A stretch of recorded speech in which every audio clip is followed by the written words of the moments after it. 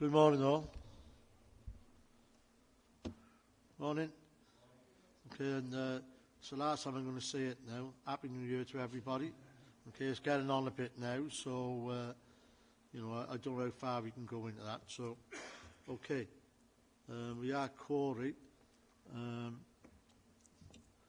Just a quick announcement. Today's meeting is being filmed for live and subsequent broadcast by the way of the Council's internet site. The images and sound recording may also be used for training purposes within the Council. As you will see from the agenda papers, generally the public seating areas are not filmed. However, by entering the meeting room and using the public seating area, you are consenting to being filmed and to be the possible use of those images and sound recordings for webcasting and or training purposes. Proposed public speakers have been made aware of the broadcasting arrangements prior to the meeting. Will members please use their microphones to contribute to the meeting, and please remember to switch off the microphones when you have finished. Also, could you ensure that you refrain from using any mobile devices during the planning committee, and any mobile phones, iPads are switched off or on silent. Okay, first we have apologies. We have apologies from Councillor Watkins and Councillor Mogford. Do we have any declarations of interest? Yeah, I have a declaration of interest for Balmoral Road. Okay, thank you. We have minutes of the previous meeting. Could I have a true record, please? Somebody propose. Second. Councillor Mogford. Councillor Ellis, thank you. Right, the first item on the agenda, as you're declaring interest, perhaps you could leave the room for this, please.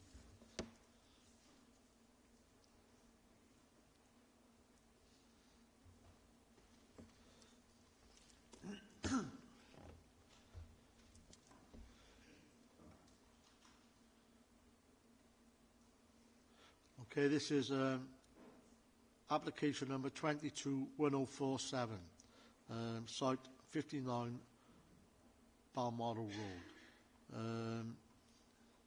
This will be presented by Joanne Davidson, but before we do, there's a few things we need to clear up, which are about planning and the authorisation of the care home. So I'll pass this over to Andrew.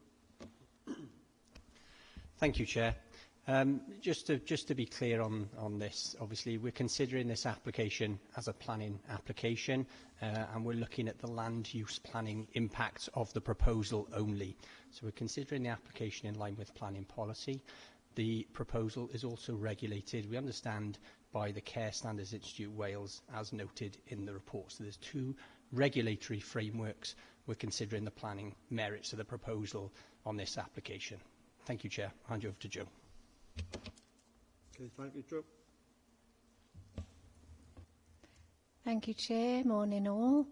As the Chair has said, this is for 59 Balmoral Road. The description of the proposal: change of use from a 4-bed dwelling, which is use class C3, to a 3-bed residential children's care home, which falls into use class C2. Officer recommendation, as you'll see from the agendas, is to grant it subject to conditions. Okay, the site in question outlined in red on the left here, and an aerial photo there on the right-hand side. I think I've got a better one coming up that'll put it into more context for you. So the red pin is the site. The main thoroughfare along the top here, the B4237, is Chepstow Road. So the site is urban, in a predominantly residential area, although there are commercial properties present, and it's highly sustainable. So the site has easy access, easy walking distance access to local public transport routes, local services along Chepstow Road, healthcare facilities, primary schools, etc.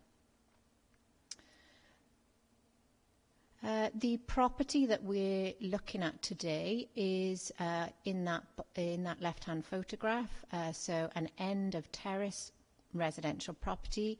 It looks like a residential property, and it will remain that way.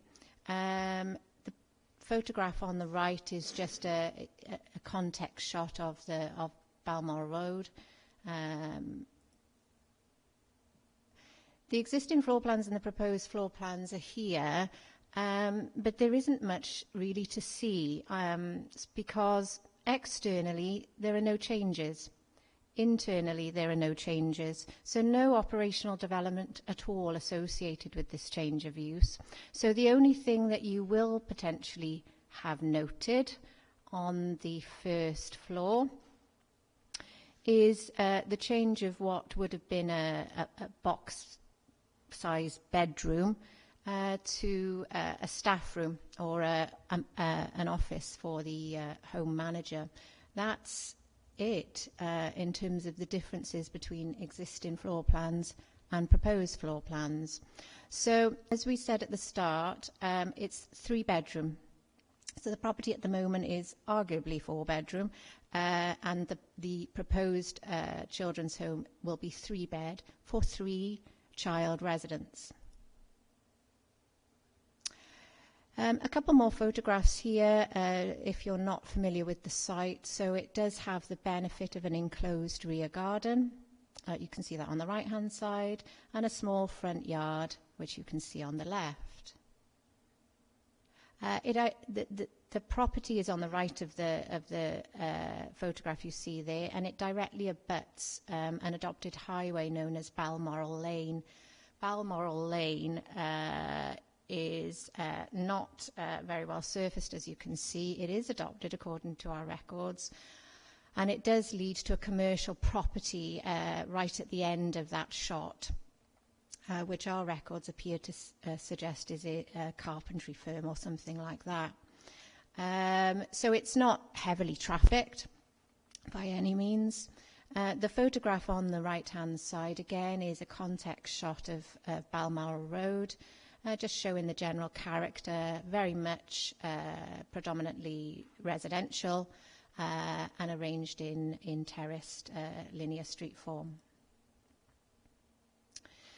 So a few photographs here to show you the outdoor amenity space available to the current dwelling and the proposed children's care home. As you can see, it is enclosed on all sides. And this slide is really to give you a rundown of the support and information that has been provided to us by the applicant, telling us more about this particular children's home. So as I've already said, it's for 3 children. That could be girls and boys. The applicant tells us that is to enable siblings to be accommodated together if the circumstances require it. They'll be aged anywhere between 8 and 9 years and 18 years. The residents will be there with good reason, so they may have experienced trauma or childhood experiences that require them to have the appropriate support and care that this establishment will offer. The business and the site will need to be registered with the Care Inspectorate Wales. That is the overarching regulatory body for such services, and they're best placed to inspect, monitor and ensure quality of care. A placing authority will request to place children at the home, and any such request will be reviewed by the home manager. As you'll recall, I mentioned that some space being given over to a home manager's office on those first floor plans I showed you. The site, as I've already mentioned, is well located for local facilities, public transport, schools, leisure and recreational facilities. The home will have its own dedicated manager, and it will be staffed 24 hours a day. A little bit more information on that bottom point about how that staffing element will work. So the staff levels will be determined by the needs of those children, understandably. But in this case, we're told it will be 2 staff during the day and 1 member of staff overnight, and the home manager will also generally be present 9 to 5. We've also been told, and I think we've mentioned this in the officer report, that those staff shifts will generally be 12 hours, and the changeover will occur between 7:30, 8 a.m, and then obviously 12 hours later in the early evening. So you'll see from the agendas we've had some expressions of concern from local councillors and local residents. We've summarised the reasons for those. One of them does relate to parking. I should say at this point a late representation report was issued in respect of this case, specifically relating to the parking point, but I'll run through that now for clarity's sake. So the parking assessment is essentially, this gives rise to no additional demand compared to the lawful residential use. So the proposed requirement is 2 spaces. I've included an extract of the Council's adopted supplementary planning guidance there for you. So it's 1 space for the 3 non-resident staff and 1 space for the 3 beds. So even if we say it's 4 resident staff, we're still not exceeding the 3 spaces that a dwelling would require. And again, I put that on the bottom, that extract from our own adopted parking supplementary planning guidance, which tells us that a house of this size would normally expect 3 off-road parking spaces. The property doesn't have any, actually. And this is why we partly did the late representation report for you yesterday. We had recommended a condition requiring 2 off-road parking spaces be maintained. There is a possibility that the applicant will want to provide their own off-road parking space because there is potentially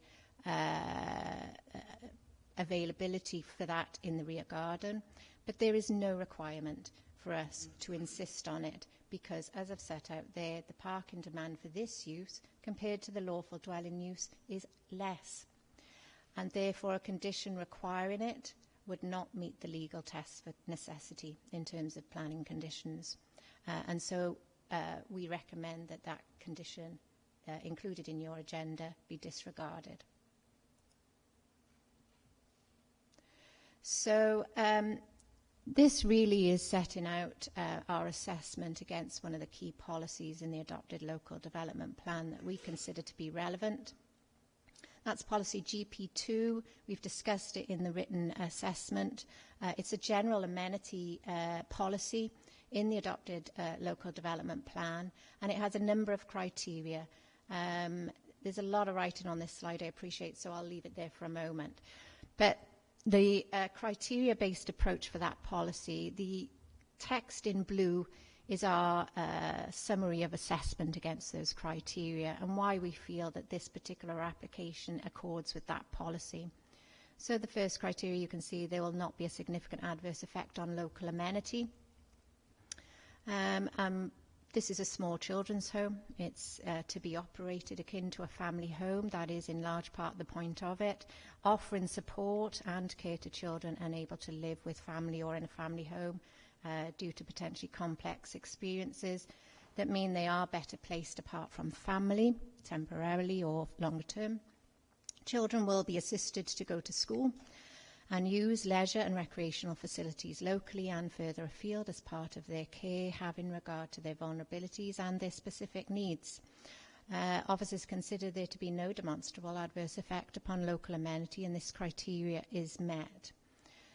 Secondly, the proposed use and form of development will not be detrimental to the visual amenities of nearby occupiers or the character or appearance of the surrounding area. Really the same assessment as that first criteria, and as I mentioned earlier in the presentation, the house will remain the same in appearance terms. So no visible changes to it. The third criteria, the proposal seeks to design out the opportunity for crime and antisocial behaviour. This is a point that has been raised by some of those that are concerned about it. So the home is not intended to be a secure institution. It's not a nursing home. It'll cater for children unable to live at home or with family for potentially complex and rather personal reasons. Now, the home will offer care and support to vulnerable children, and the operating company will be registered with a separate regulatory body known as the Care Inspectorate Wales, as I've mentioned. Now, the placing authority and the home manager are best placed to review cases to ensure that the site serves the needs of those being cared for.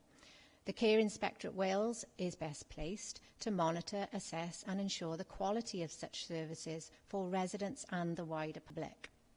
Now, the purposes of this type of facility is to offer care to those children that need it most and to give them the chance of improved living conditions and opportunities to take part in childhood experiences and opportunities that they may not otherwise or that may not otherwise be available to them, alongside access to professional support as part of an appropriate tailored care package.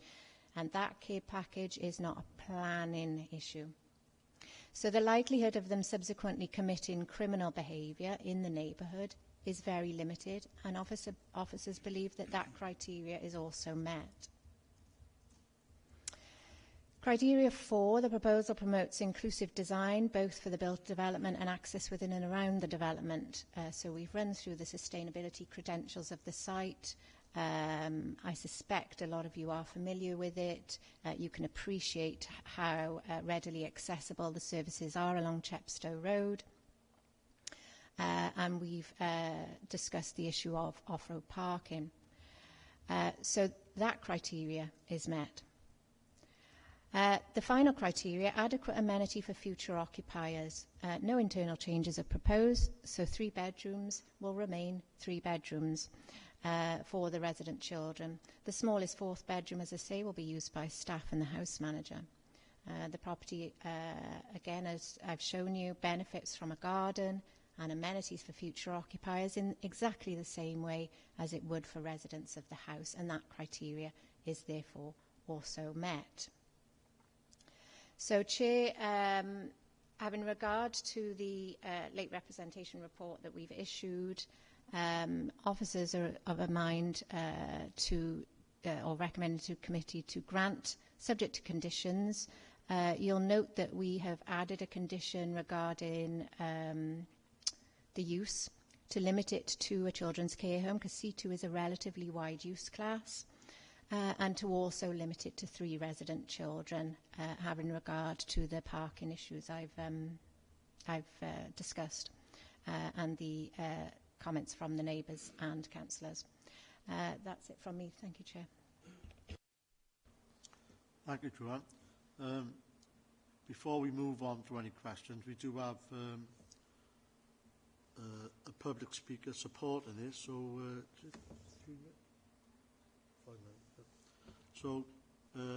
we have a Jane Sebanda. You have 5 minutes to speak. Thank you, Chair, and well done on the pronunciation. So, good morning. I'm James Sabanda. I am intending to be the responsible individual for the care home should we get planning and registration with CIW. I just wanted to come to say a little bit, understanding the concerns that local residents may have about the request that we've made. Myself and my husband are both clinicians who've worked with children and young people with mental health problems and wellbeing issues in the NHS and continue to do so, who have always worked about improving the well-being of young people and ensuring that they've got opportunities to live in the communities that helps them to kind of engage and be functional, content, happy adults in the future. We are seeking to continue that work by running a small children's home, which is, as we sort of said, the whole intention of a children's home is that it's a family home, run as close and akin to a family home as is possible. We're actively looking for a residential area with good access, which Balmoral Road really has, with a really positive community, with lots of community activities that we can support the children and young people to engage with, which then allows them to kind of recover from some of the experiences that they've had and move on to living happy and positive lives. As we've mentioned, in terms of how the home will run, there'll be a registered manager, which is my husband Miller, who would be there in the home ensuring that everything is okay, that the kids are okay and that everything is functioning well. And he'd be very available to locals, both myself and my husband, to speak with local residents before the home moved into action to understand their concerns and see what we could do to explain how we run and resolve any issues that there were. And that once it was running, we would remain really, really available and accessible to speak with people, setting up kind of a regular space where local residents could kind of drop in and speak with me about any issues that were arising, attending kind of local clinics, etc. In terms of kind of, our intention is very much that the back garden you couldn't quite see, but there is space for 2 cars at the back with an access point from Balmoral Lane. And so it's our intention to have the 2 staff cars, if there are 2 staff cars, parked at the back. But actually myself and my husband both travel to Balmoral Road by public transport. It's got great public transport links. Lots of the care workers in the sector actually prefer to use public transport in terms of getting to the place of work. So we don't envisage using the 3 on-street parking spaces that would kind of go along with the home. I suppose I'm just thinking about the concerns that have been raised. Obviously concerns around kind of antisocial behaviour, and we know that young people that have experienced trauma and aren't able to live within their family homes can struggle with behaviours that challenge. And I suppose that's clinically where myself and Miller both come from, that we have between the 2 of us 30 years of experience of understanding the difficult behaviours that young people can present with, can demonstrate, and through understanding that support them to not use those behaviours to manage the underlying issues. So it's homes like this that reduce antisocial behaviour rather than actually expanding and increasing. But I know I'm kind of veering into the non-planning aspects of it. So in terms of the home, it's our intention to run it as a home. It's a home, nothing will change in how it looks. The requirements of CIW is that there's nothing to identify a children's home as a children's home, and that includes in terms of how people come and go from a home. So young people may well have appointments, and as it would be within a family home, we'd be supporting those young people to attend their appointments away from the family home. So in terms of kind of, if there were concerns around increased footfall into the home, we'd be keeping that to an absolute minimum so that it appeared exactly like a normal residential home. There'd be no anticipation that there'd be increased footfall of people coming and going. Our intention is to place young people who are from Newport. So we have good relationships with the commissioning group within Newport Council, who are really positive about the model of care that myself and Mittler are proposing and putting forward. They have got young people from Newport that they would like to keep in Newport, and there's a shortage of children's homes in all boroughs around the UK. But I know that there's a number of young people at the moment looking for placements, and there's a real hope that we can have Balmoral Road as somewhere where we can keep these young people as close to home as we can and able to carry on going to their school and carrying on with their friends. Now, please? Thank you very much. Thank you.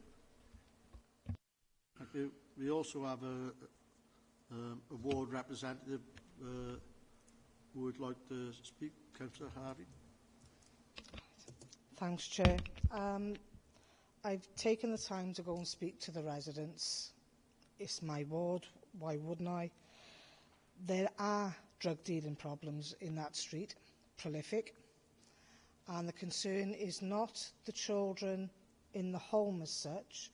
They're already vulnerable. These children need the best possible care. My concern and the residents' concern is, with these people there already committing crime, are they going to traffic these kids because they're vulnerable? And I'm really concerned these children from this potential home are going to end up going down a wrong path because of what's going on there. As for the parking, I don't know when you took that photograph. I couldn't park in that street yesterday.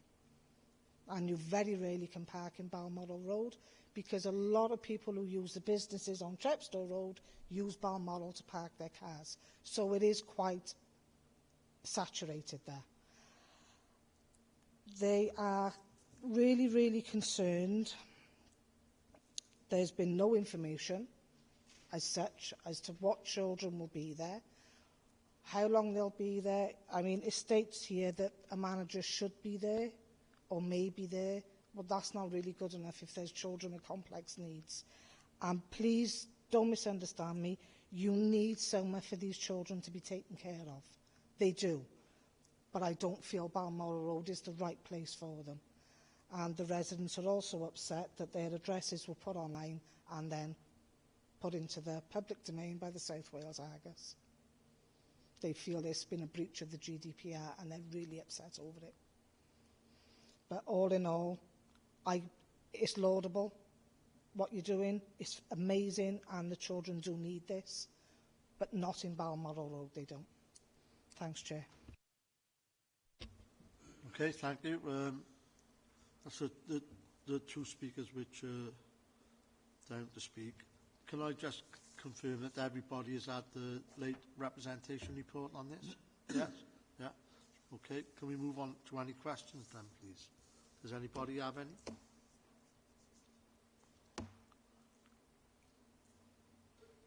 My God. Oh, sorry. Thank you, Chair. Mr. Jesse from the local council in the area, has any risk assessments been brought forward in regard to the location, siting of this house and the use of it and the vulnerability of the children with the environment they're going to be put in? Because I'm fully aware of what happens on that estate and also on my own. That's why I'm just wondering, has any risk assessments been carried out prior to this? Joe. I can't answer that one, Chair. I'm not best placed to do it. It's not something that we would do as a planning authority. Okay. Councillor Earls. Thanks, Chair. Two questions, if I can. There's, I think, an outbuilding at the back of this property, quite a large outbuilding. I don't know if there are any proposals to sort of use that as well in terms of conversion to an office or additional bed space or additional space.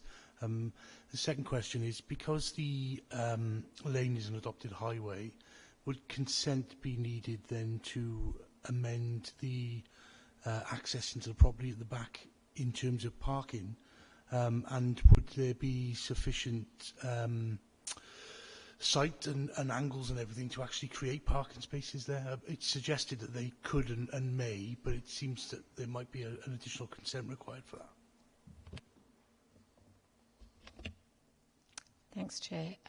Okay, on the first point, we've been advised in the supporting information that that outbuilding may be used in association with the home for children who may smoke, for example, and who may need to use it for those purposes. So the distinct impression is that it will act as some sort of incidental space to be used by the wider use in the home. As for parking, Balmoral Lane is adopted, but it's not classified. And that is key. So new vehicular accesses off classified roads require or generally require consent from the planning authority. New vehicular accesses off unclassified roads generally don't. So that's really why I made brief mention of the fact that the applicant may in the future decide that they want to adapt the garden to provide parking. It's possible, if not likely, they could do so without referring back to ourselves. Okay, thank you. Any other questions? Councillor Jordan.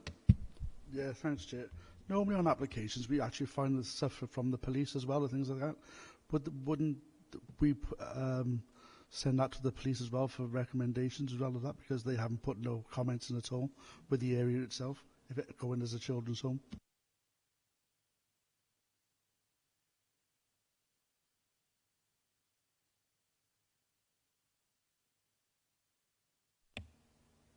Sorry, I'm just looking at your agendas. Yes, we didn't consult the police. I'm not sure it's necessarily standard for us to do it. We could have, we haven't by the looks of it. Based on my experience, I'm not convinced they would comment on it, even if we did consult them. I'm not sure what else I can say, really, Chair, on that. Okay, thanks. Any other questions? Chair, sorry. With regard to the outside environment having an influence perhaps on the children, does that come under any planning? If we, under planning guidance, we got to take that into consideration? I would assume not, but just want clarification, really. I would have thought, Andrew. So I'm what I'm saying, we couldn't refuse because, yeah. Well, we've got to look at the use in this location. Is it acceptable? So obviously the outside environment could be a material consideration. But obviously in this case, what we're saying is it's an existing house, there would be children associated with that anyway, potentially. So we think this use class in land use planning terms is very similar. And obviously it would be managed appropriately according to the various regulatory bodies. So it could be a material consideration, but we don't consider it to be of sufficient weight in this instance to make the proposal unacceptable in planning terms. Thank you, Chair. Thank you. Anyone else? Okay, sorry. Councillor Ewells. Thanks, Chair. I think Councillor Jordan's point on the police sort of consultation is really important in light of the comments from Councillor Harvey in terms of the antisocial behaviour and drugs use in that area. And it's certainly something that I think ought to be done, if I'm honest with you. And it may be that we get no comment back, but if there are significant intelligence from the police about the area that would suggest a children's play home shouldn't go there, I think that's something that we ought to have before us, before we make a decision, if I'm honest. Okay. Sorry, would that be done through other regulatory bodies? Yeah, we've got a bit of a line here because we've got multiple regulatory bodies that would monitor the home. Obviously, you've got the placing authority is involved, the house manager is involved, and the care inspector for Wales are involved. So if quality of care in terms of the residents themselves or the wider public is under question, then those regulatory parties would become involved. If it's something that if the fear of crime was a factor, then I would be inclined to say let's perhaps delegate authority and allow us to consult with the police. But that isn't the emphasis here by the sounds of it. The emphasis is upon the vulnerability of the residents themselves, not the residents going out and committing crime. That's my understanding. So I'm not sure that is really the right course of action. Sorry, Chair. We've just had confirmation from the case officer that Gwent Police were consulted in December, but we haven't received a response to that. Thank you. Okay, thank you. Any other questions? Okay. The recommendations are that we grant with conditions. Do we have any proposals, please? Councillor Jones. Seconded. Councillor Perkins. Okay. Could all those in favour of the recommendation please show their hands? That's unanimous. Okay. Thank you very much. Okay. Thank you very much. Yes, if you wish to leave now, you can.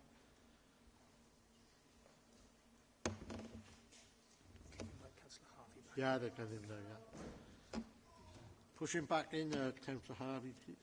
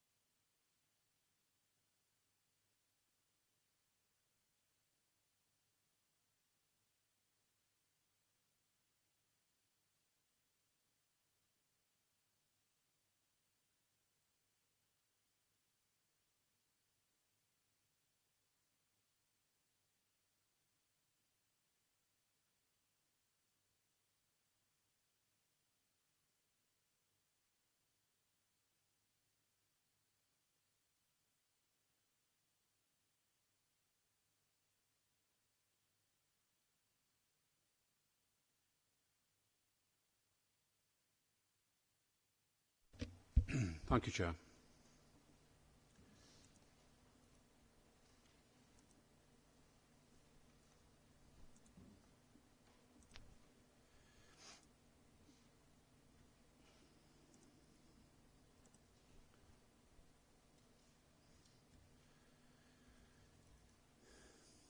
Okay. This application relates to a site to the west of Tom Lewis Way in the docks, and is for the construction of an additional stores unit, an open-fronted washdown area, and some new offices. So that's the location of the site. As I say, it's located in the docks area. The application has been reported to the Planning Committee because it's a major development due to the overall size of the site. You can see that the site is located between the River Ebw on the west and the dock, I think it's South Dock in the docks area. That's just an aerial photograph to give you a better understanding of the context. So the site is currently split into a northern and a southern area, used for open storage. So the applicant currently occupies the southern portion of the site, but due to recent success, needs to expand into the northern part of the site, which has previously been used for storage purposes by another operator. The applicant is involved in dealing with prefabricated steel, essentially motorway barriers. So barriers are brought to the site, cleaned and then redistributed. So to the south of the site, there are currently buildings that are used by the applicant. So you can see the sort of rectangle, the thin rectangle to the right-hand side are the offices, which are porta cabins, and then there's a washdown facility, a washdown canopy to the west of that. So that's the existing layout, and these are the existing building elevations. So if you're looking at the top one, you can see the offices, the current offices there, and then the washdown canopy to the right-hand side of it. So the proposal is to remove the offices and keep the washdown canopy, and then construct an additional building to the west of the washdown canopy here, which would be used for storage and for additional washdown area. And then to the north, you can see a proposal for new offices here, and parking arrangements, new parking spaces.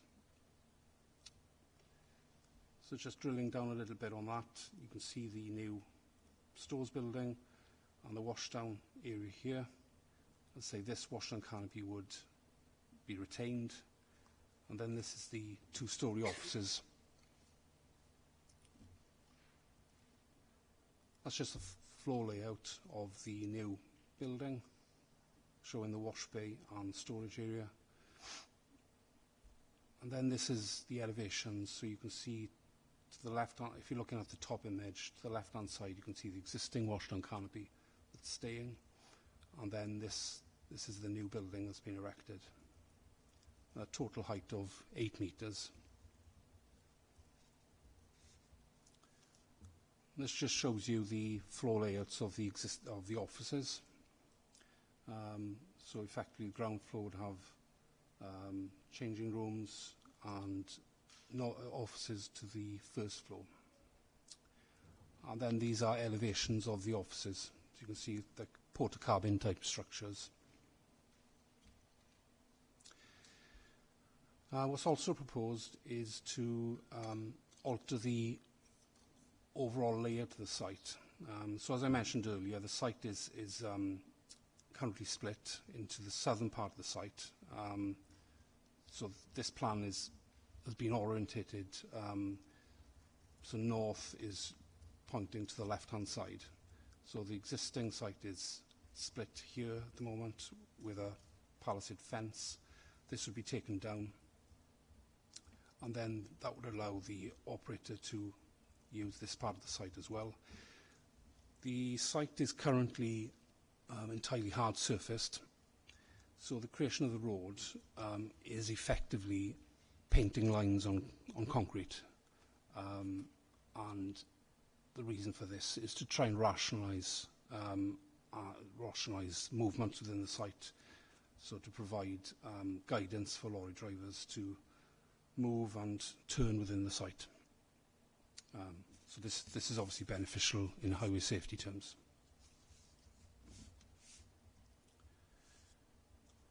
Just focusing on the drainage arrangements. So a package treatment plant is proposed just to the north of the offices here. The docks don't have a public sewerage network. So in terms of the guidance, the next best thing is a package treatment plant, which is what they're going to install. So that is something that's supported by us and Natural Resources Wales. And then in terms of surface water, so you've obviously got the barriers being washed down. They're not going to be washed down with detergent. It is just warm water jets that washes the surface material off. This material then collects in a silt trap, and then the water moves on and is a petrol interceptor, which removes the oils from the water. And then this water is clean enough that it's not going to harm the environment and would be sort of taken off site or run off site via a drainage run that would link up with existing infrastructure in the docks. I'll just show you some photographs. So this is taken looking southwards. That's the existing washdown canopy. And you can just about see the offices that are currently there. So you can see it's a very industrial environment. This is an industrial building located outside of the site, but to the south of it. You can see other buildings in the background. This is the access into the site here. So this is where the new offices would be located here.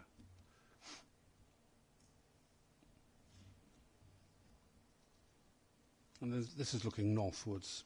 So you can see the site is currently hard surfaced and used for storage. Okay. So in terms of the issues, the docks are allocated for commercial purposes. The proposal accords with the development plan and the policies. And the scheme is to facilitate an expansion of the business, which is clearly very positive in economic terms. In terms of flood risk, the use is classed as less vulnerable development. So Natural Resources Wales have not raised any objection. In terms of character and design, the development is clearly commercial in character, but this fits with the industrial context of the area. Highways have got no objection. As I mentioned earlier, they're happy that the scheme formalises parking and turning movements. So the scheme represents an improvement in highway safety. In terms of landscaping, I did send through a late representation report yesterday. One of the conditions on the report refers to landscaping, and the agent has mentioned that they feel that given the type of location, that to require landscaping and tree planting is not appropriate. I would tend to agree with that. My suggestion in the late representation report is to amend that condition so that the planting is more aligned to biodiversity improvements rather than being concerned about visual improvements, given its industrial location. Obviously, the site is located close to the River Ebw and the docks and the Severn Estuary, so it does have quite important ecological designations, and we are encouraged to seek biodiversity improvements in applications. So I think it's probably better that the condition is aligned to seeking ecological biodiversity enhancements rather than worrying too much about visual improvements. Because of that ecological context, we've had to undertake an appropriate assessment under the habitat regulations. The process with that is that we produce a report which gets sent off to Natural Resources Wales. They will take a look at that and come back to us and or either discuss or agree it, and that will then feed into the planning conditions that are imposed, the final planning conditions that are imposed on the consent. We're still waiting for Natural Resources Wales to actually come back to us. They've told me that it probably is going to be about another week. So what we're asking for here today is for Planning Committee to grant delegated authority for us to approve the application subject to those discussions with Natural Resources Wales being fully resolved. And that's it. Thank you, Chair.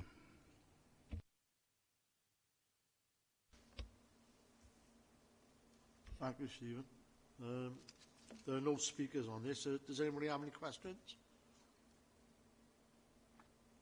Councillor Jones? Thank you, Chair. Just a quick question again, just a recap on, it's an industrial area, and obviously with landscaping is not as critical as other areas that we deal with. So from a funding donation point of view, can funds be charged or applied that can help other areas, whether it's wildlife or other areas in the Newport? Can we apply anything to it? Because obviously this is going to be industrial area expansion, it's good for growth, but is there any way we can get some funding to help another area within Newport? We're restricted on how we can use planning conditions by the conditions circular. So it has to reasonably relate to the development of the site. So we can't sort of require, in lieu of not having landscaping on this site, to provide it elsewhere. That wouldn't be reasonable, wouldn't fall within the confines of what we can do with planning conditions. Thank you for clearing that up for clarity. But around the site, obviously there's wildlife around there. Is there anything we can do? Like, is there any charity event, associations around that area, River Ebbo, that could benefit from joining this property, this venture? Maybe, you know, somebody we could align with them. They could sponsor a charity, where it's birds, wildlife. Can we associate it together? Because it's going to have a knock-on effect, that extra industrial noise, and obviously I'm not saying there's going to be pollution, but whether it's noise pollution or material pollution, but maybe we can benefit, you know, the River Ebbo or something, joining the location. Yeah, it's difficult to get a third party involved in this. My thinking on it is to the site. If I bring up the plan.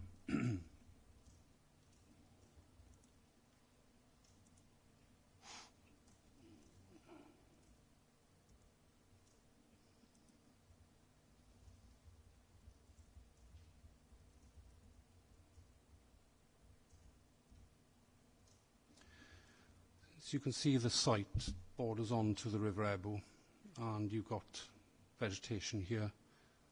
So this is obviously ecologically important. So I think really any improved planting should probably be along here. That would make sense, rather than worrying too much about, you know, the appearance of the site, which is just within the docks area. So that was where I was coming from on it. Thank you, Stephen. Yeah, I fully agree with you, but along that edging, because it is close to the River Ebbo, and it is getting clean, it is breeding for the birds in such that area, it'd be a great asset to that location if we could improve or get some donation or something for that River Ebbo and plant something to make sure it's sustainable.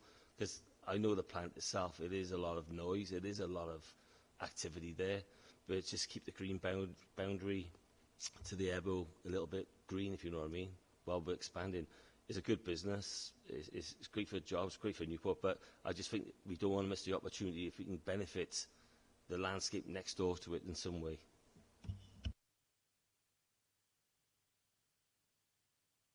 Okay, is that just a point you want to add to the minutes, yes? Okay, thank you. Anybody else have any questions? No? Okay, so we move on to recommendations are granted with conditions with report waiting from NRW, yes? Yes, subject to yeah. discussion. Okay, so do we have a proposer, please? Councillor Errol, seconder. Councillor, I forgot his name, Lincoln. Yes. Okay, all those in favour, please. Yes, that's unanimous. Thank you very much. Passed.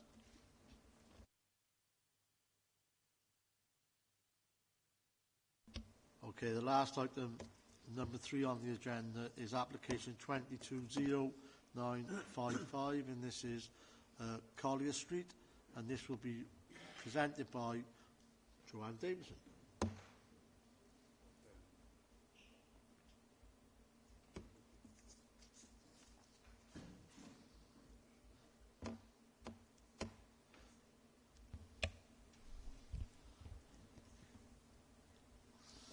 Thank you, Chair. Let me get us to the right slide a second. Great.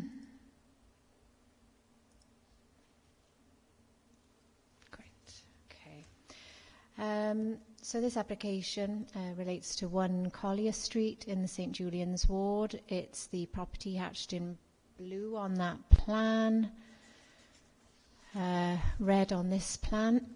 So it's predominantly residential area in what I refer to as the sort of riverside location of Newport. It's an end of terraced property. The proposal is for change of use from a 3-bedroom dwelling, which is C3 as we know, to a 4-bedroom house in multiple occupation, which is use class C4, and officers recommend it be granted with conditions.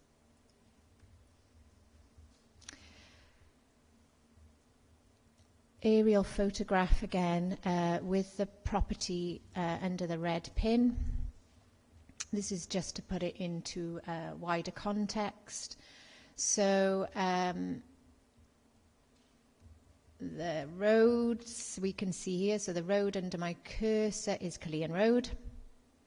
And obviously all the associated facilities on that primary thoroughfare with Church Road running along here. You can see the bus stops marked with these little blue pins.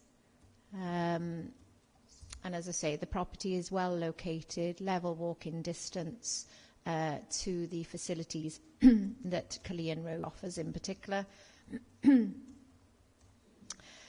Just to put a little bit of distance on it, from the red pin to the Tesco at the bottom end of Killian Road, which is the unit under my cursor, it's around 350 metres.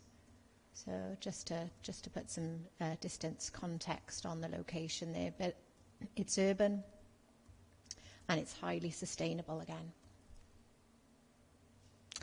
The property we're looking at, right in front of you in the middle of shot, as I say, it's that end of terrace unit, no off-road parking space. The existing ground floor plan, this is.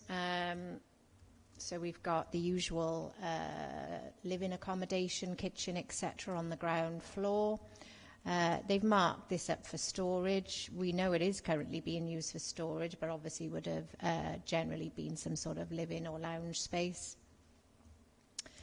The proposed floor plan is to change that front room to a bedroom, and that's where we get that extra bedroom from the 3-bed we currently have in the house to 4-bed HMO. So the living space, kitchen, everything else on the ground floor stays the same.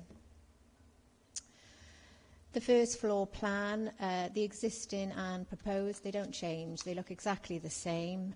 So the proposed plan here, those bedroom sizes don't change. There's no subdivision of the existing bedrooms. You've got that first floor bathroom and landing. The bedroom sizes all meet our adopted supplementary planning guidance minimum standards for this type of use. So again, some more photographs. Some are taken from Google, some are taken from our own site visits to just give you a better idea of the site context. that photo is taken stood on the side street to the property, just looking at the boundary wall that already exists, and then the photograph next to it is taken inside the rear space. The property has obviously that open area, but also access to that garage type store building. The front of the property alongside its neighbours. And here really is what we think the key issues are, based upon what the consultees are telling us, what we know of HMOs from our own experience, and what the neighbours have raised with us also. I've included on there the key adopted planning policy and the local development plan, which many of you will have seen before. But the key issues, again, are ones we've seen before. So parking generation and the availability of parking, house in multiple occupation concentration, and any impacts concentration may have on character and amenity. Flood risk, and as I say, this policy is key. So this is our adopted policy that we must give substantial weight to. So what officers have done in more detail in your reports and summarised here is looked at the criteria-based policy that I just showed you and assessed it against all those key points linked to houses in multiple occupation. So the first point, the amenity for future occupiers, which is the fourth criteria of policy H8, is considered acceptable. I've already mentioned the room sizes and the layout all accord with our adopted supplementary planning guidance requirements, and all occupants have access to outdoor space. And you may have noticed on the floor layouts I gave you, they all have their own window, natural light, etc. The second point, again, more detail in your report, but flood risk factors have been considered as the site is at risk of flooding because it's located within flood zone C1. No objections have been raised by Natural Resources Wales. The first floor bedrooms will be flood-free. The new ground floor bedroom will not be flood-free in all likelihood. Now, the property benefits from a landing in excess of 5 square metres. We have been inside to inspect it and check the plans are accurate in that regard, and they are. That will serve as a flood refuge area for the ground floor occupier, should a flood warning be issued or a flood event occur. We know from lots of past appeal decisions now that the presence of a suitably sized flood refuge area can mitigate flood concerns and serve to manage the consequences of a flooding event for affected occupiers. As I say, it's one ground floor bedroom more affected. And I think, excuse me, in our agenda, we've actually mentioned a specific appeal decision with this, or in fact more than one, where inspectors have considered this issue of flood refuge at first floor. Now, the property shares a party wall with one of the residents, as you would have seen on the photograph, but the main staircase is joining the end gable wall, not the party wall. There is no change at all of the internal layout at first floor. What are bedrooms now remain as bedrooms. And the only change at ground floor is the addition of a bedroom instead of a living space. So there's no demonstrable reason to require internal noise mitigation, and criteria 3 of policy H8 is met in officer view.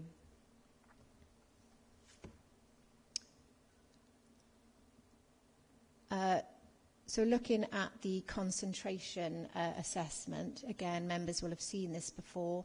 The proposal, if approved, would result in 2 HMO properties in a 50-metre radius of the site. That amounts to 4.3% of the housing within that shaded area, and it's less than the threshold set out in the adopted HMO supplementary planning guidance, and the applicable threshold in this case is 10%. So that criteria also met. A lot of text on this slide, so I'll leave it up for a second, but a parking survey has been provided. The proposed use generates an additional demand based on our adopted SPG parking standards of 2 spaces compared to the lawful dwelling use. And as I've mentioned, no off-road parking is currently provided or proposed. The survey was undertaken in accordance with the Lambeth methodology, which measures available curbside parking length within a 200-metre radius of the site. And then the applicant's visit to count numbers of parked cars at just past midnight on a weeknight when demand can be considered to be high, as most residents are at home. Now, the survey shows some streets or sides of streets are 100% capacity, indicating parking stress in the area. However, other streets close by show much lower parking stress and availability of spaces that well exceed those generated by this proposal, which, as I say, is 2 spaces compared to the lawful dwelling use. It's clear from previous appeal decisions, and in fact a very recent case that we haven't mentioned in the officer report, a site at 23 Arundel Road, which I think is in the Beechwood ward, that the supplementary planning guidance parking requirements are not to be applied rigidly. They are guidance, and we must adapt them to suit the context. So in the Arundel Road case, the parking survey showed all the closest streets to be completely maxed out in parking, so at 100% capacity. It was actually the reason we refused planning permission. And the proposal generated, in that case, an additional 3 parking spaces over the lawful dwelling use. Now, the inspector placed considerable weight upon the site sustainability credentials in particular and allowed that appeal. And this is really why I wanted to point out its location, its context, its sustainability on the earlier slide. Now, Collier Street enjoys level walking distance, as I've mentioned, to Cullean Road District Centre, with all the associated facilities and public transport provision, and it is within a sustainable location. This must be given significant weight in decision making. Now, whilst the area does show high parking demand, this is not a reason to refuse planning permission in this case in officer view. Some on-road capacity exists. The parking survey tells us this, and is sufficient to supply the 2 additional spaces generated by the proposal. We have no objection from Highways on this basis. And as I say, in any case, the site is sustainable, and criteria 1 of policy H8 is met in our view. Because we haven't specifically mentioned the Arundel Road appeal decision in the officer assessment, I've included some extracts direct from that appeal decision for you. I've highlighted some specific dialogue from the inspector that I thought you may find most interesting. The inspector on the Arundel Road case, where the parking survey confirmed 100% parking capacity, concluded that the only substantive issue of harm is the impact of the proposal on car parking in the area. It is common ground amongst all the parties that the on-street parking within 200 metres of the site is at near capacity. This demand means that people have to park further away from their homes on occasion. This is not unusual in a dense urban location of terraced streets where car ownership has increased over time to render on-street parking a matter of some inconvenience owing to competition.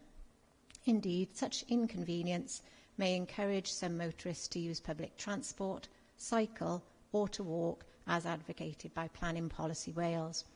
I give considerable weight to the sustainability of the development in this location. I consider that this type of accommodation is likely to be attractive to those without a car. The rigid application of parking standards is not appropriate in the circumstances of this case. I do not consider that the proposal would give rise to significant concerns regarding highway or pedestrian safety. The issues raised primarily relate to matters of convenience, which are not sufficient to warrant refusal of the proposal.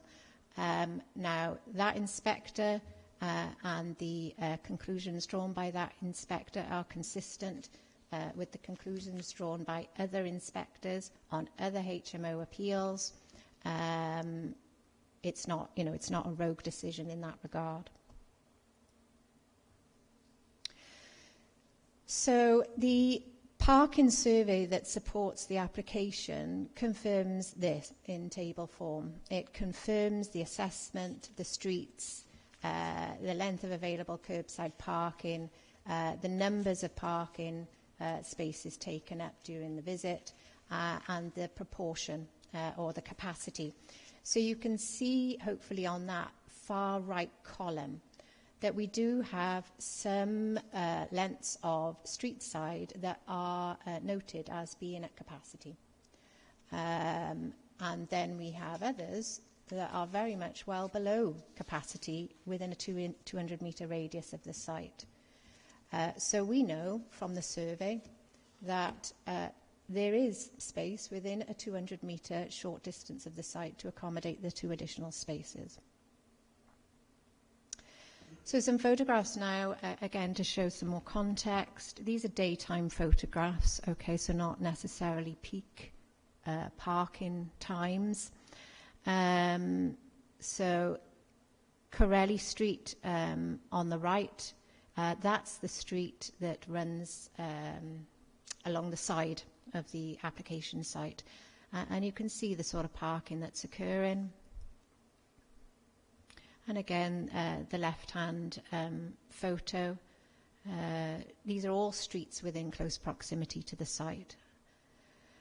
The photographs clearly taken later in the day are early evening photographs, again, of these nearby streets showing the sort of parking that is taking place.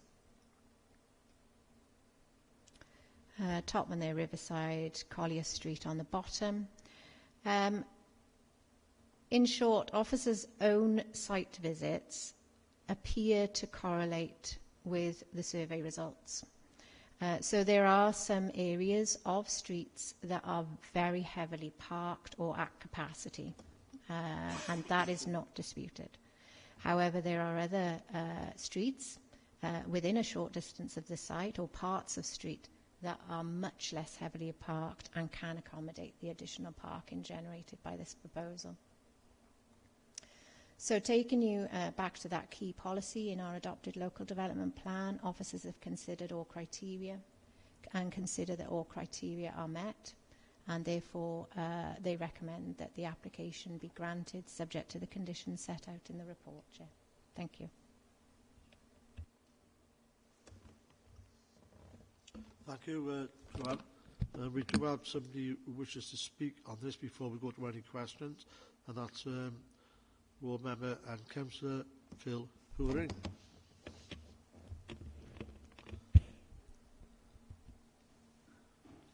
Thank you, Chair. Good morning, committee members. Thank you very much for agreeing to listen to me this morning. First of all, can I apologise for Councillor Bright? He would have liked to attend, but unfortunately he's teaching this morning.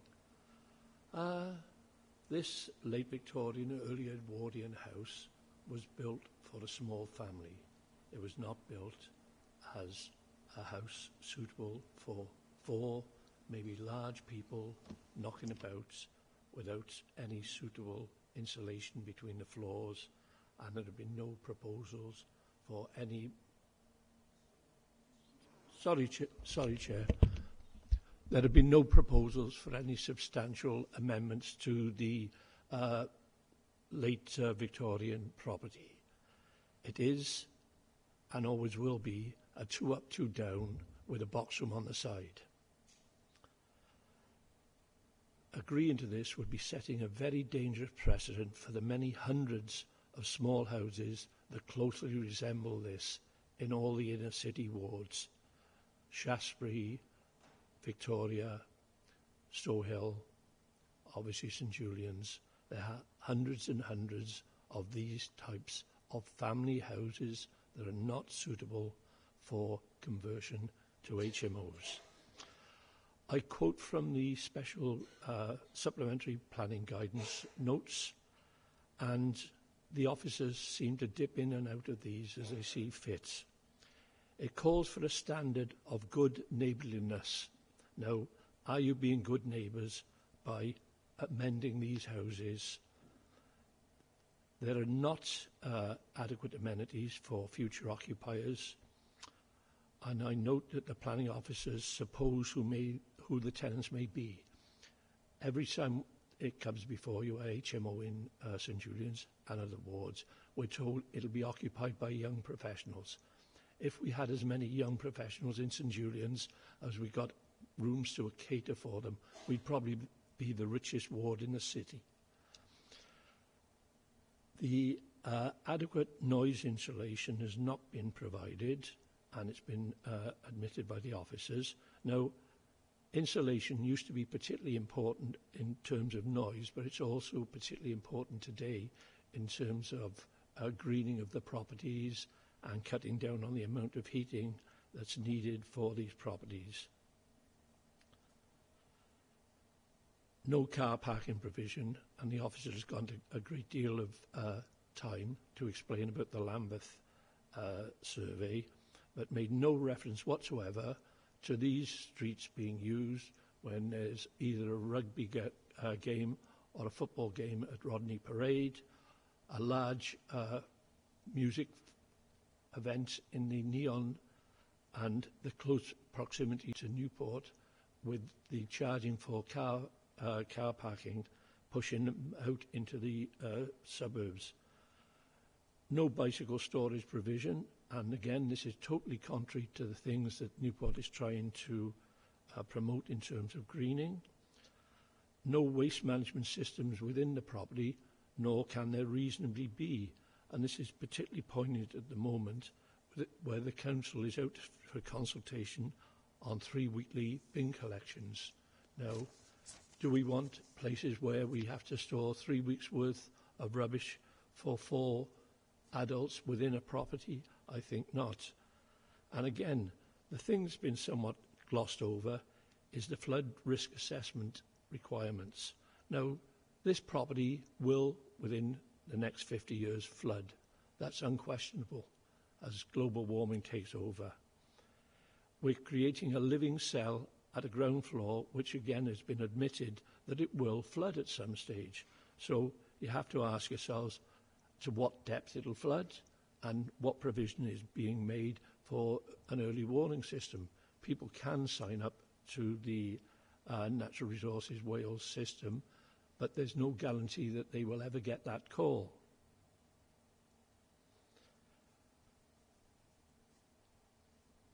I would sum up now and thank you for your previous rejection of this unsuitable HMO, and I'd ask you to reject it again because it's been resubmitted without any improvement whatsoever, merely a gloss over of the parking regulations. This will result in a breakdown of community cohesion, and I would respectfully ask you again to reject this thoroughly unwanted HMO. Thank you very much, Chair. Thank you, Councillor Herwin. We now go on to questions. Anybody have any questions? Councillor Jordan? Yeah, thanks, Chair. I think what Councillor Herwin just mentioned there now, the previous application was rejected and refused. Why is this application back before the committee then, or another application?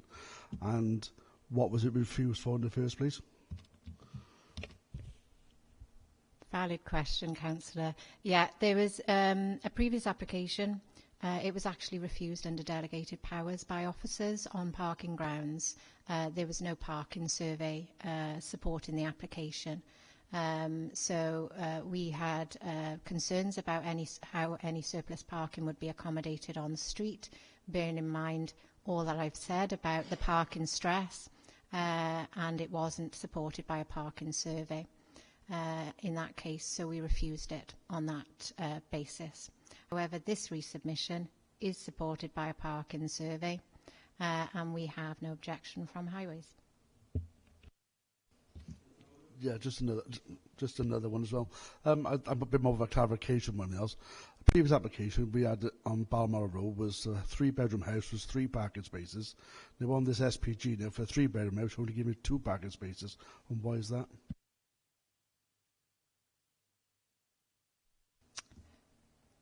Not sure I understand, but obviously the parking requirement for the existing dwelling, in this case the same. It would ordinarily be 3 spaces. The proposal, however, generates demand for 5 spaces based on our adopted SPG guidance. So we've got a surplus of 2, and it's those surplus of 2 that the parking survey needs to show can be accommodated on the local streets. I think that's the question you were asking. Yeah. Any further questions? Councillor Harvey. Yes, just one question. There's a gentleman refers here that he lives next door to an HMO, and now this will not be put, if given permission, at the back of him. Well, my understanding is there's supposed to be a 50-metre rule between HMOs. Have you taken this into account? There isn't a 50-metre rule between HMOs, but there is what we call a 50-metre radius that we assess in terms of concentration. So bear with me a sec. I'll show you the plan again.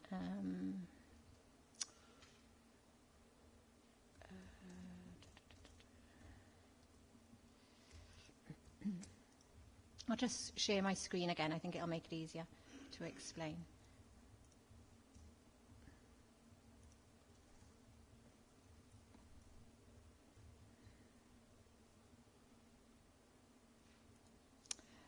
So the adopted supplementary planning guidance on houses in multiple occupation says we need to assess concentration of HMOs within a given radius. That radius is 50 metres from the application site. So the application is the centre of the radius. You can see it on that plan. And then we draw 50 metres outside that, capturing a given number of houses. In this case, I think off the top of my head, it's about 46. 46, yeah. And then we check all the records to see how many other HMOs are within that 50-metre radius. So that's what the supplementary planning guidance tells us to do. And then the supplementary planning guidance also tells us what an acceptable threshold is. So in some areas of Newport, it's 15% of all those houses captured in that 50-metre radius, and in some areas it's 10%. In this area, it's 10%, so it's the lower of the 2 thresholds, and our 50-metre radius shown on this plan has picked up one other HMO. It's actually identified on the plan there with a green spot, which you might be able to see. And so the overall proportion of the housing number caught within the 50-metre radius that would be HMO if this was allowed would be 4.3%, so well below the 10% threshold set out in the adopted SPG, and therefore it meets that test. Hopefully that clarifies it. Okay. Councillor Old. Thanks, Chair. Couple of points, really. There's a bedroom on the downstairs. There's no bathroom facilities downstairs. So the property doesn't meet the requirements of the Equality Act in terms of a disabled tenant being able to access that ground floor and then access bathroom and toilet facilities. I also feel that the layout of the property is extremely poor and, in my view, doesn't sort of design out the opportunity for crime and antisocial behaviour. In terms of the layout of the property, having one bathroom upstairs, I think there's a real opportunity for dispute between residents having one bathroom between 4 households. That's my point on it. The bedroom being downstairs quite away from the bathroom is going to disturb other people in the night going up and down the stairs to use the toilet, which is going to cause problems within the property as well. In terms of sort of promoting a proper design, it's poor in terms of the property layout. So that back bedroom there's supposed to be an outside space for amenities for shared housing, and I appreciate when the property's in a more of an urban area, you can relax that requirement a bit, but the outside space looks poor, quite small, and by the time you put refuge in there, it's probably an unusable space for people to use. And in terms of I have concerns on the flood issue, again, because of an Equality Act requirement in terms of taking those goods upstairs. You've also got the living room and the kitchen furniture, which you probably wouldn't be able to accommodate upstairs. And I accept the point on the previous inspector's appeal decision, but inspectors take different views, as you rightly said, and that to me, doesn't necessarily carry the weight that other inspectors have reached on other decisions, which I've sort of had a look through previously. They do sort of differ on it and take different points. So from my point of view, I do have sort of grave concerns on both the flooded issue and the sort of property, it's small, and the lack of bathroom provision for the occupiers there. Thank you. Joanne? I think I don't only respond by saying we're perhaps straying into some licensing issues. They're valid points, they may be, but I think a lot of those may be licensing issues, not land use planning considerations. The property does have, I think it was a point a councillor raised regarding the rear outbuilding. The rear outbuilding will provide facilities for cycle storage, and also we've got a condition on about bin storage details, but as you say, those will occur in the rear amenity area. They will be taken off the street, but they will occur in the outside amenity area. I'm not sure what else I can really add on that, Chair. Okay, thank you. Does anybody else do you want to come back, Councillor? No. Councillor Perkins? Again, it was just it's been refused before. There's no improvement in the application. You've said that there's an outbuilding that could be suitable for cycle storage, but they haven't said that they will provide that cycle storage. And there's no provision on there anywhere for the waste to be stored. And the bin is shown on the street. That little bin is not going, and there's no recycling shown there. Is not going to be enough there for adults living in that property. So I can't see that there's been any improvement to the application. Look at the reply.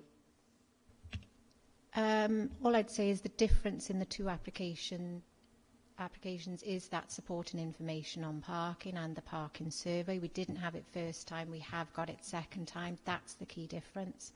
We have inspected the interior of the outbuilding. It is more than capable of accommodating bike storage. And we have included a condition to require the details of the off-street bin storage, and there is certainly space to do that in the external rear amenity area. Councillor Linton? Yeah, sorry, Chair. Looking at these HMOs in the area that's coming up, I'm not one for them myself, but looking at the planning guidance and the like, it seems that we're trapped by the inspectors coming up with the parking and the like. With regard to the bathroom, the layout, internal facilities and the noise assessment, I think they would be covered by building regulations, approved documents and HMOs and the like. So that should be looked at, I believe, when they put forward their plans to change the use or something. So I think we should bear that in mind as well. Okay, thank you. Do you want to come back to all that? I'm not entirely sure that building regs would be involved in the change of use. But I did discuss the issue of noise, and a key point is that communal stairwell is on the outer wall, not on the party wall, and the nature of particularly at the upstairs accommodation, it doesn't change. They continue to be bedrooms on the party wall. I mean, I suppose it's more of a general point. We do have, because this has come up a few times now, about inspectors and their opinions on things. We're not adverse to fighting appeals on HMOs. We now have a lot of experience of appeals on HMOs under our belts. I think that I've mentioned this at a previous committee. We have, from my own recollection, one appeal on a HMO, and that wasn't on parking. It was on the flood refuge point. We actually fought it on the grounds that the flood refuge area, to serve 2 ground floor bedrooms, it was 2 square metres, so a very tiny landing space, was entirely inadequate, and the inspector agreed with us. And I think we've referred in your assessment in more detail to that appeal decision and why we feel that the landing in this case, which is 5 square metres to serve 1 bedroom, is adequate. We have got other appeal decisions where inspectors have indicated that they also consider it adequate in terms of size.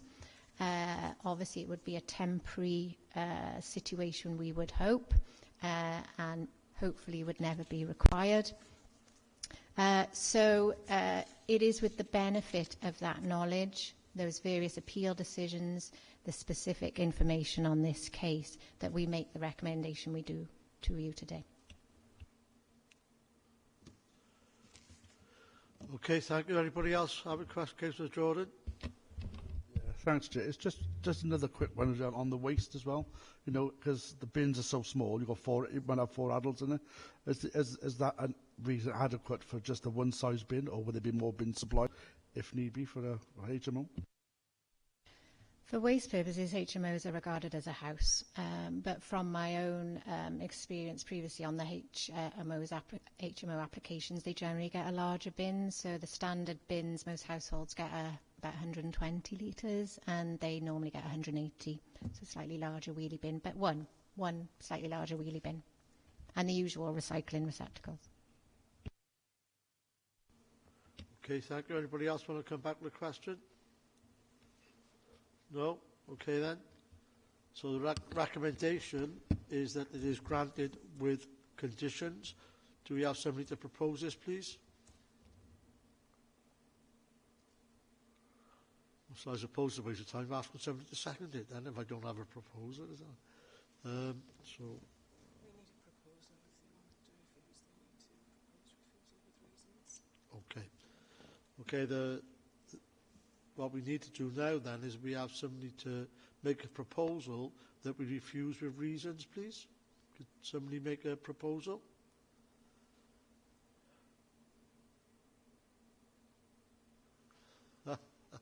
Councillor Evans.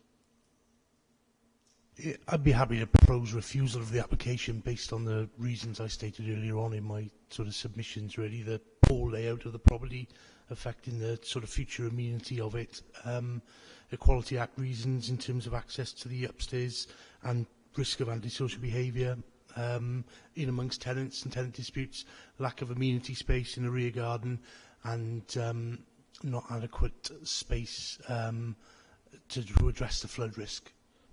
Okay, thank you. Do we have somebody to second that proposal? Sorry, Chair, can I just come in on that a minute, please? Before members make a decision, we need to be clear on what the planning reasons are. So, in the officer's report, we've gone through the issues in the Equality Act, and we don't think there's any planning reasons to say that this proposal is unacceptable. It's changing from a dwelling to a HMO, which in planning purposes are similar, residential uses. There's nothing in planning policy that requires a downstairs toilet, for example, and there's no evidence that such a proposal would result in antisocial behaviour effectively. So I don't think I can advise you that we can support those as reasons for refusal. In terms of flooding, that could be a reason for refusal, but as we've explained in detail in the report, we as officers don't think we could substantiate that or evidence it at appeal, but members are obviously entitled to make their own decision. Thank you, Chair. Okay, so with what's been said, do we go back to the original proposal or?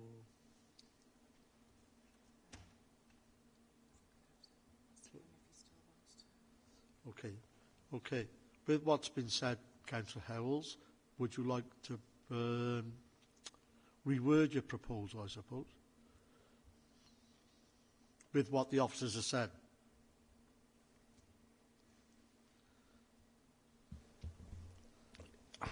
If I was the planning expert or had the time to go through the SPG guidance and draw out the points relevant, then yes, but to do it off the cuff now and make it a cogent enough reason to stand up is going to be really difficult for me, if I'm honest, Chair. So I'd appreciate some support from officers on. They can clearly see the direction the committee wants to take here, and we need to be guided in the right way to do that, rather than just be guided with, you know, we clearly don't agree with the officers' recommendation to approve this application. But what we need to do is get right the reasons for refusal that are robust enough to stand up to a defence to a challenge. And, you know, I don't know whether that's Joanne's role or planning officer's role or someone else to help us sort of articulate what we feel as a committee. Okay. Can I just ask them, after what's been said, if you've got a proposal for the first recommendation? Yes, please. What we need is a proposal.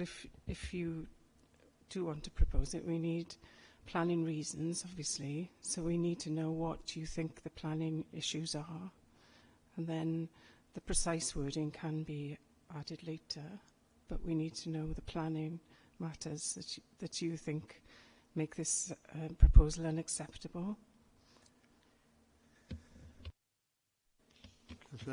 So, if I may, one of the sort of planning reasons is the amenity considerations in the supplementary planning guidance in 5.4, which is rooms should be arranged and designed in a manner that maximises the living standards of occupants. So, in my view, they don't, because of the layout of the bathroom, the layout of the ground floor room at the back, the fact that the bedroom is next to the living room. In that particular paragraph, it states that the living room should not be next to, directly above or directly below a bedroom. It does say in a neighbouring property. It goes on to say that, but I would argue that that's equally applicable in the property that's in, and that would be my part, and also the flood issues as well, and the lack of amenity space in the rear. Okay, for my benefit, can you get the drawing back up of the plan, please? That's it, thanks. Thank you, Chair.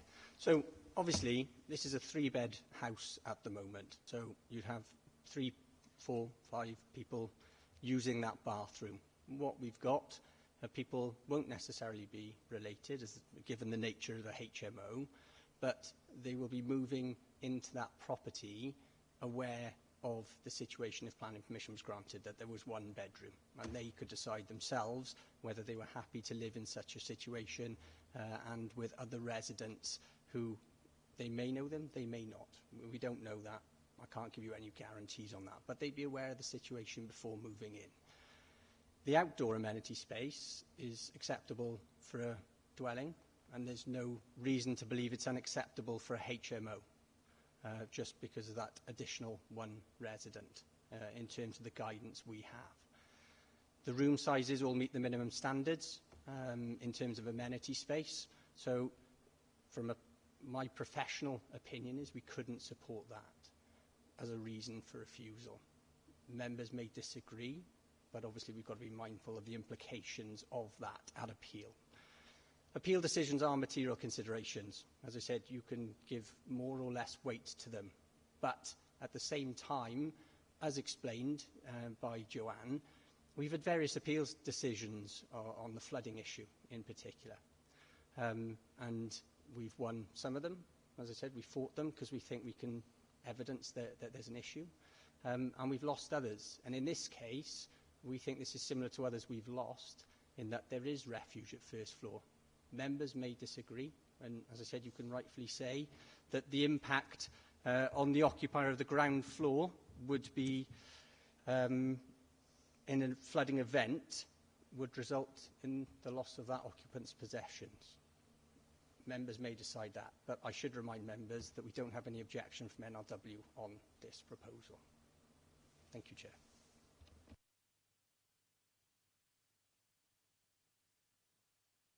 I'm not being silent on purpose, I'm just trying to get my head around this. Okay.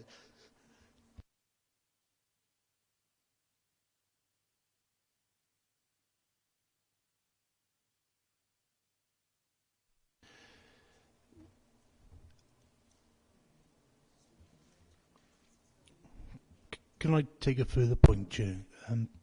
In relation to sort of 5.4.2 of the supplementary planning guidance as well, it says in there conversion schemes must reduce the transmission of sound, example music, televisions, between floor ceilings and adjoining rooms or properties by means of acoustic insulation. But there was a comment earlier in response to Councillor Linton. I'm not sure if I understood where there wouldn't be any additional insulation going between the properties and that there wouldn't be any building regs involvement. Is that right? Okay, Ta. Your understanding's right, yeah. No acoustic mitigation is proposed, although we have, in the past, where we felt it was appropriate, required it by condition or at some sort of scheme. That's rare, but we have done it. And my understanding is that building regs would not cover this.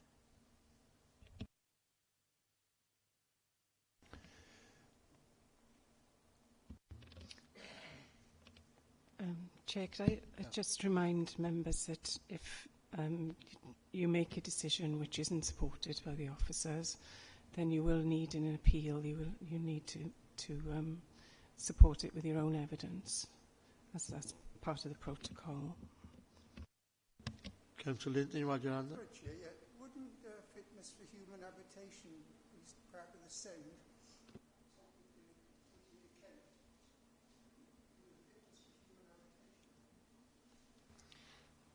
Councillor, as I said, I've spoken to the building control manager. If it's for up to 7 people, then building regs wouldn't be required for a conversion of a property. It would be considered more by environmental health licensing.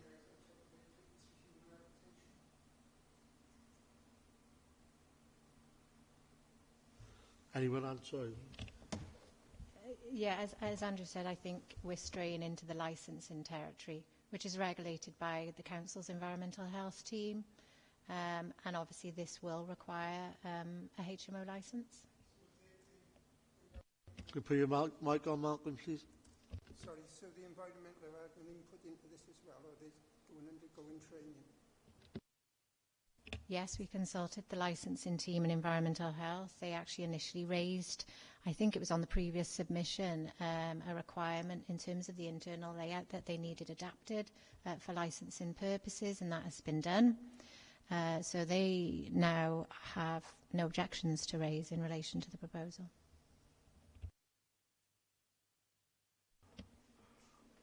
Okay. Councillor Jordan. Yeah, Chair, for the residents, the local residents themselves, you know, there's quite a few residents here who've actually shown objections. There are a few which are very elderly as well. So I think our objection is for the general public, to them as well.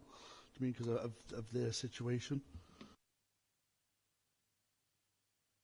Because there's quite a few of them here which are elderly, and they've shown quite a lot of objection to it.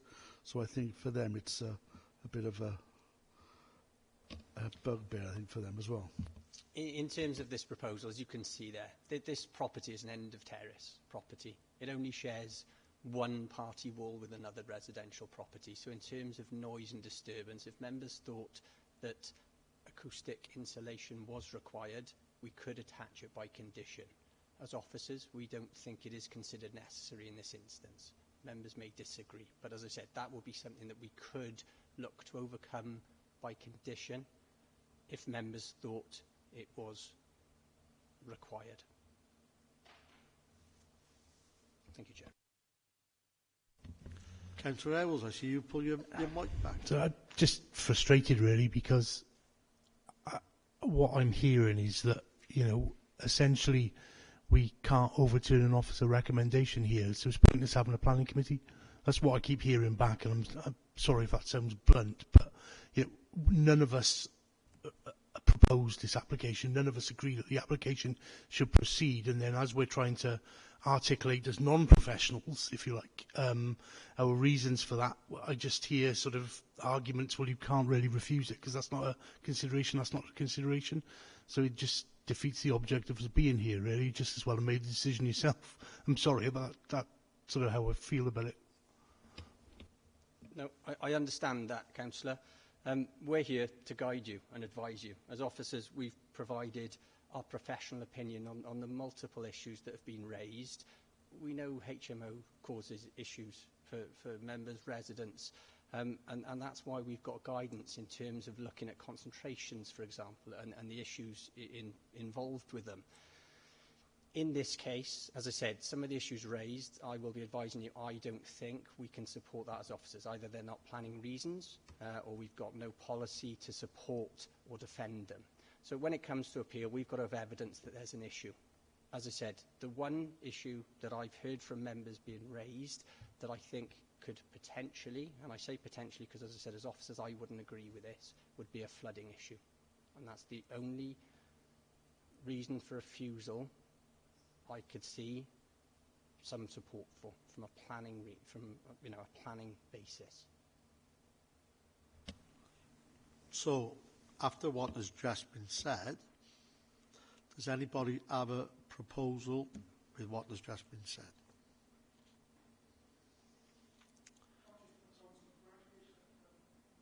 Sorry. I think we've already gone down that one. I'll have to come back to that if we do. So we've refused the recommendation granted with conditions, and we've gone to a proposal for refusal. After what has been said, does anybody have wording to put in why will we refuse it?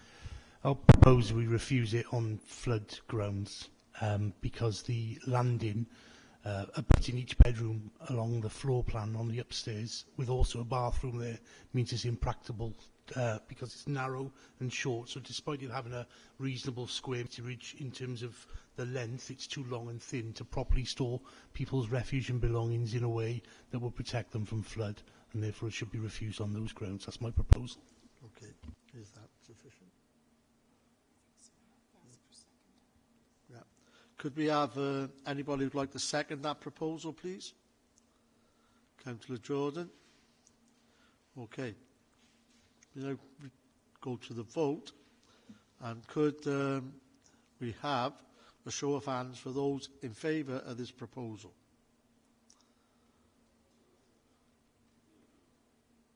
So that's 5, and those against? 2, 1, and 1 abstention. Okay, thank you. To move on, the last agenda item number 5 is appeal decisions, which is from page 63, and this is for information only. Thank you all for attending. Please be advised that the next meeting is the first Wednesday of the month, which is February the 1st. You should have had a invitation. Okay?